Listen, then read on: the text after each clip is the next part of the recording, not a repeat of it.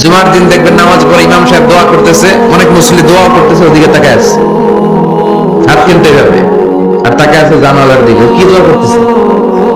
কথা বলেন, আছে না নাই? এই জন্য দোয়াটা করবেন কায় মনোবাক্যে, খুব আন্তরিকতা দিয়ে, হৃদয় থেকে। চোখের পানি যেন ঝরে। চোখের পানি যদি কোনো দোয়ার মধ্যে পড়ে, আপনি বুঝে যাবেন এই দোয়া আল্লাহর কাছে কবুল।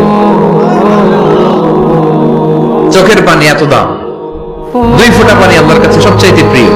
এক হচ্ছে জিহাদের ময়দানে শহীদের শরীর বেয়ে ঝরে পড়া রক্তের পানির ফোঁটা, দ্বিতীয়টা হলো অনুতপ্ত বান্দার চোখের পানির ফোঁটা। নিজের ভুলগুলো বুঝতে পেরে কেউ যখন কান্না করে আল্লাহর কাছে কাঁদে, তার চোখের পানি চোখ বেয়ে নাকের ডগা বেয়ে মাটিতে পড়ার আগেই ওই ক্রন্দনরত বান্দার জীবনের সব গুণ আল্লাহ মাফ করে দেয়।